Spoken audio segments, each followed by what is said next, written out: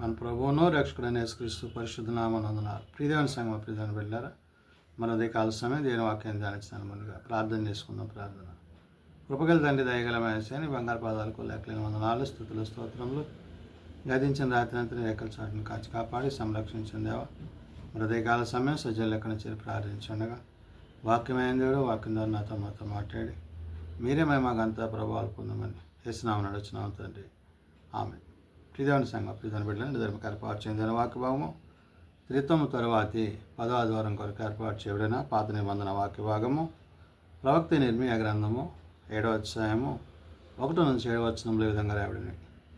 త్రిత్వం తరువాతి 10వ ఆదివారం కొరకు ఏర్పాటు చేయబడిన పాత నిబంధన వాక్య భాగము ప్రవక్త ఇర్మీయా గ్రంథము 7వ అధ్యాయము 1 నుంచి 7వ వచనంలో ఈ విధంగా రాయబడినవి. యెహోవా యొద్ద నుండి ఇర్మీయాకు ప్రత్యక్షమైన వాక్కు. నీవు యెహోవా మందిర ద్వారమున నిలబడి ఈ మాట అచ్చటనే ప్రకటింపము. యెహోవాకు నమస్కారము చేయుటకై ఈ ద్వారములలో బడి ప్రవేశించు యోధవారులారా, యెహోవా మాట వినుడి. ప్రియదేవుని సంగమ ప్రియదేవుని బిడ్డలారా, దేవుడైన యెహోవా ప్రవక్త అయిన ఇర్మీయాను పిలిచినప్పుడు ఇర్మీయా దేవుని యొక్క చిత్తాన్ని, దేవుని యొక్క ఉద్దేశాన్ని నెరవేరుస్తున్నారు. నేడు దేవుని యొక్క కార్యాన్ని ప్రజలకు తెలియజేయడానికి దేవుడు ప్రవక్త అయిన ఇర్మీయాకు కొన్ని విషయాలు చెప్తున్నారు. ఏంటివి అని అంటున్నాడు. యెహోవా యొద్ద నుండి ఇర్మీయాకు ప్రత్యక్షమైన వాక్కు. దేవుడైన యెహోవా యొద్ద నుండి ఇర్మీయాకు ఒక వాక్కు ప్రత్యక్షమైంది. ఆ వాక్కు ఏంటో చెప్తున్నాడు. నీవు యెహోవా మందిర ద్వారమున నిలవబడి ఈ మాటలు అచ్చటనే ప్రకటించమన్నాడు. ఇర్మీయా ఆ యెహోవా మందిర ద్వారమున ఆ తలుపు యొద్ద నిలబడి తాను ఈ విషయాలను ప్రకటించవలసిన వాడైనాడు. ఏంటవి? యెహోవాకు నమస్కారము చేయుటకై ఈ ద్వారము లోపల బడి ప్రవేశించువారా యోధావారులారా అన్నాడు.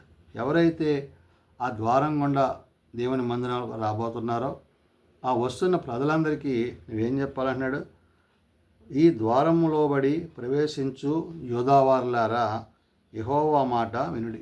యోధావారులారా అంటే యోధా ప్రజలారా అని సంబోధిస్తూ యెహోవా మాట వినుడి అంటే మీరు మందిరంలోకి వస్తున్నారు, వెళ్తున్నారు, కానీ దేవుని మాట విననాలని జనలుగా ఉన్నారు.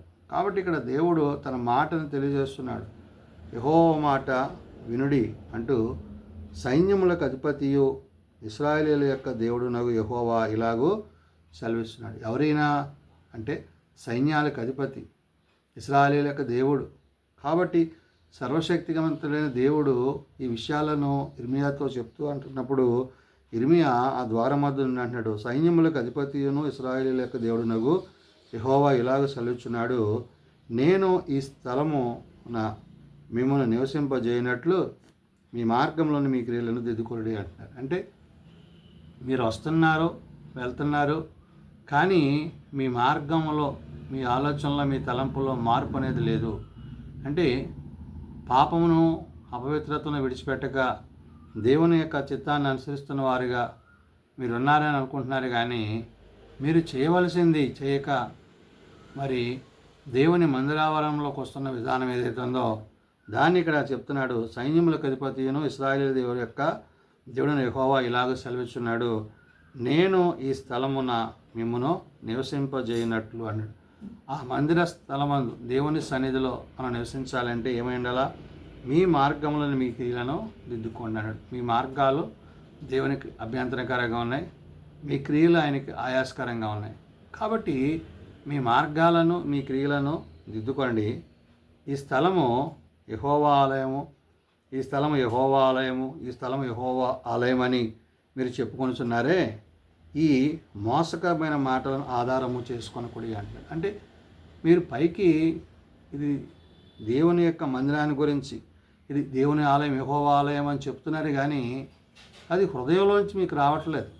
అంటే మోసకరమైనగా మిమ్మల్ని మీరు మోసం చేసుకుంటున్నారు, అటు దేవుని కూడా మోసం చేసేవారుగా మీరు ఉంటున్నారు అనే మాటని ఇక్కడ ఇర్మీయా ద్వారా దేవుడు చెప్తున్నాడు. ఈ స్థలము యెహోవా ఆలయము, ఈ స్థలము యెహోవా ఆలయమని, ఈ స్థలము యెహోవా ఆలయమని మీరు చెప్పుకొనుచున్నారే, ఈ మోసకరమైన మాటలు ఆధారము చేసుకొనకూడి అంటున్నాడు. అంటే పైకి భక్తిగా ఉంటున్నారు కానీ లోపల దాని శక్తిని అనుభవించిన వారిగా మీరు ఉన్నారనే విషయాన్ని ఇర్మియా ద్వారా దేవుడు చెప్తూ, అలాగనక మీ మార్గములను మీ క్రియలను మీరు యథార్థముగా చక్కపరుచుకొని ప్రతివాడు తన పొరుగువాని గడల తప్పక న్యాయము జరిగించి అంటాడు. అంటే నీతి న్యాయములు జరిగించు దేవుని వద్ద మీరు వెళ్తున్నారు, కానీ దాన్ని జరిగించకపోవడం వల్ల మీ దుష్కార్యములు మీ ఆలోచనలు బట్టి ఇర్మియా ద్వారా దేవుడు చెప్పిన మాట.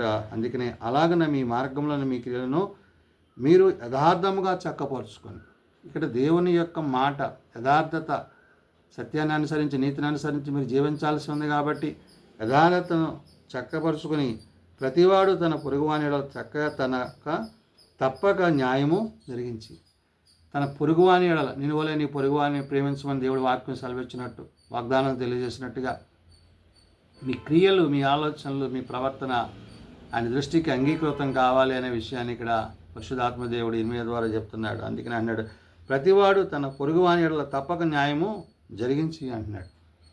తన పొరుగువాని ఎడల న్యాయం జరిగించడం అంటే తన పొరుగువాని పట్ల అతడు అసభ్యంగా, అంటే దేవునికి ఆయాసం కలిగించేవాడిగా ఉంటున్నాడు అనే విషయాన్ని ఇక్కడ చెప్తున్నాడు. నువ్వు ఎంతగా ప్రేమించుకుంటావో నీ పొరుగువాని కూడా అంతగానే నువ్వు ప్రేమించాలి అనే విషయాన్ని ఇక్కడ గుర్తు చేశాడు. పరదేశులను, తండ్రి లేని వారిని, విధవరాండ్లను బాధింపకయు, ఈ చోట నిర్దోష రక్తం చిందింపకయు, మీకు కీడు కలుగజేయు అన్య దేవతలను అనుసరింపకయు నుండి నీడలా అంటున్నాడు. అంటే వీళ్ళ క్రియలు ఎలాగున్నాయి, వీళ్ళ పనులు ఎలా ఉన్నాయి, ఇది యెహోవాలయం అంటున్నారే కానీ లోపల మీ హృదయంలో ఎలా ఉన్నదంటాడు. పరదేశులను, తండ్రి లేని వారిని, విధవరాండ్రను బాధింపక అంటున్నాడు. పరదేశులని, విధవరాలని వీళ్ళు ఏం చేస్తారు, బాధ పెడుతున్నారు.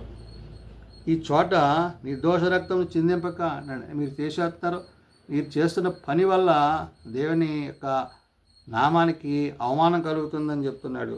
నిర్దోష రక్తం చిందింపయు, మీకు కీడుగా చెలియజేయు అన్య దేవతలను అనుసరింపక అన్నాడు. మీరు ఏం చేస్తున్నారంటే దేవుడైన యెహోవాను, సర్వశక్తి గల దేవుడిని కాక మరి అన్య దేవతలను మీరు అనుసరిస్తున్నారు. మీరు అనుసరిస్తున్న విధానం సరైనది కాదు అనే ఉద్దేశాన్ని అక్కడ అన్య దేవతలను అనుసరించిన ఎడల ఈ స్థలమున తమకు నిత్యముగా, అంటే నుండుటకే పూర్వకాలమున నేను మీ పితరులకు ఇచ్చిన దేశమును మిమ్మను కాపురము ఉంచుదును అంటాడు. కాబట్టి ఆయన ఏదైతే వాగ్దానం చేశాడో ఆ వాగ్దాన భూమిలో ఆయన వారిని ఉంచడానికి ఇష్టపడుతున్నాడు. కాబట్టి ఆ ఇష్టానికి తగినట్లుగా మీరు ఉండండి. దేవునికి ఆయాసాన్ని, దుఃఖాన్ని కలిగించొద్దు. దేవుని మాటలకు, దేవుని ఉద్దేశాలకు భిన్నమైన తలంపులు మీరు కలిగి ఉండొద్దు. ప్రత్యేకించి ఇక్కడ మీరు పరదేశులను, తండ్రి లేని వారిని, విధవరాండ్రను బాధింపక అంటున్నాడు. అంటే వీరంతగా వారిని వేదన గుర్తు చేస్తున్నారని చెప్తున్నాడు. ఈ చోట నిర్దోషమైన రక్తం చిందింపక అంటున్నాడు. మీకు కీడుగా అన్య దేవతలను అనుసరింపొద్దు అంటున్నాడు. ఇవన్నీ మీరు విడిచిపెట్టి ఈ స్థలమున తమకు నిత్యముగా నుండుటకై అన్నాడు. ఇవి నిత్యంగా అంటే దేవునితో మనం సదాకాలం జీవించాలని ఇర్మియా ద్వారా చెప్తున్నాడు. పూర్వకాలమున నేను మీ పితరులకు ఇచ్చిన దేశంను మిమ్మను కాపురం ఉంచేదని అన్నాడు. ఎలాగైతే మీ పితరులకు నేను వాగ్దానం చేశానో నేడు మీకు కూడా ఇస్తాను. అంటే యూదా జనాంగాన్ని గురించి, యూదా ప్రజలను గురించి, దేవాలయంలో ప్రవేశిస్తున్న వారందరి గురించి ఇర్మియా ద్వారా దేవుడు చెప్పడంలో ఉద్దేశం ఏంటంటే వారి క్రియలు, వారి పనులు, వారి ఆలోచనలు దేవునికి ఆయాస్కరంగా ఉన్నాయి. నేడు మనల్ని కూడా ఇదే మాట దేవుడు అడుగుతున్నాడు. ఆయనకి ఇష్టకరంగా మనం లేకపోతే, ఆయనకు ఆయాస్కరంగా మనం ఒకవేళ ఆయన మందిరంలో ప్రవేశిస్తూ హృదయమందున ప్రవర్తన యథార్థత లేక, సత్యం లేక, మరి అక్రమం చేయవారుగా, అన్యాయం చేయవారుగా, నిలవలేని పొరుగుని ప్రేమింపకని ఉన్నట్లయితే అది ఏమాత్రము సరైనది కాదని దేవుడు తన వాక్యం ద్వారా హెచ్చరిక చేస్తున్నాడు. కాబట్టి ఈ మాటలను బట్టి మనము సరిచేసుకొని దేవునికి కోపమును, దుఃఖమును కలిగించక నిలవలేని పొరుగుని ప్రేమించేవారిగా మనము దేవుని యందు వాక్యమందు నిలిచినప్పుడు, అలనాడు ఇర్మియా ద్వారా హెచ్చరింపబడిన ఆనాటి ప్రజలే కాదు, నేడు సార్వత్రిక సంఘానికి దేవుడు చెప్తున్న మాట, మనము ఆయన మాట విని ఆయన ఉద్దేశాలను అనుసరించి ఆయన ఆజ్ఞలు గైకున్నట్లయితే తప్పక ఆయనతో సదాకాలము జీవించేవారమై ఉంటామని పరిశుద్ధాత్మ దేవుడు ప్రవక్త ఇర్మియా ద్వారా తెలియజేసిన మాటలు. ప్రార్థన చేసుకుందాం. ప్రేమ నమ్మకం కలిగిన మా తండ్రి, కృప కలిగిన దేవా, నిజమేనాయన నీ మాటలను బట్టి, నీ ఉద్దేశాలను బట్టి, నీ వాక్కు ఆనాడు ఇర్మియాకు తెలియజేసినప్పుడు ఇర్మియా దేవాలయం ద్వారం వద్ద నిలిచిండి ఈ విషయాలను వారికి తెలియజేస్తూ, యూదావారులారా మీరు మారు మనసు పొందండి, మీ హృదయాల్లో ఆలోచనలను సరి చేసుకొని మీ ప్రవర్తన సరి చేసుకొని నేను హెచ్చరించావు. నేటి నాయన మమ్మలను కూడా ఈ మాటల ద్వారా మా బ్రతుకులను మేము సరి చేసుకుని నీ వాక్కును బట్టి నీ మాటను బట్టి మేము జీవించుటకు ప్రవర్తించుటకు మాకు నేర్పించాలి. బలహీనం ప్రభావ బలపరచు, రోగులను ప్రభావ స్వస్థపరచు, హాస్పిటల్స్ వద్ద ఇండ్ల వద్ద పడి ఉన్న వారిని ముట్టి లేవనెత్తు, తమ ప్రియులను పాడుతున్న కుటుంబాలను ఆదరించు, చిన్నబిడ్డలు యవనాలు పెద్దలు వృద్ధులు ప్రతి వారిని తరగతులు చెప్పని ఆశీర్వదించి దీవించు. ఏ ఒక్కరు నశించగా అంతటి అందరూ మారు మనసు కలిగి పాపక్షమాపణ కలిగి నీ నిత్య రాజ్యంలో చేరగలిగి కృప దయచేయమని దీని దీవెనలతో నింపుమని మీరు అక్కడికే మమ్మల్ని సిద్ధపరచమని యేసునామమున అడుగుచున్నాము తండ్రి, ఆమేన్. పరలోకమందున మా తండ్రి, నీ నామం పరిశుద్ధపరచబడుగాక, నీ రాజ్యం వచ్చుగాక, నీ చిత్తం పరలోకమందు నెరవేర్చినట్లు భూమి మీద నెరవేరుగా. మానవ నాడు మాకు దయచేయి. మనం ఎలా ప్రార్థన చేసిన వారిని మేము క్షమించిన ప్రకారం మా ప్రార్థనను క్షమించు. శోధనలో తేకాల్సిన తప్పించు. రాజ్యము, శక్తి, మహిమ నిరంతరము నీవే అన్నావు తండ్రి, ఆమేన్. మన పరమ తండ్రి అయిన దేవుని ప్రేమ, ప్రభువైన యేసుక్రీస్తు కృప, ఆదరణకర్త అయిన పరిశుద్ధాత్మ సహాయము సదా తోడేండి సంరక్షించునుగాక, ఆమేన్.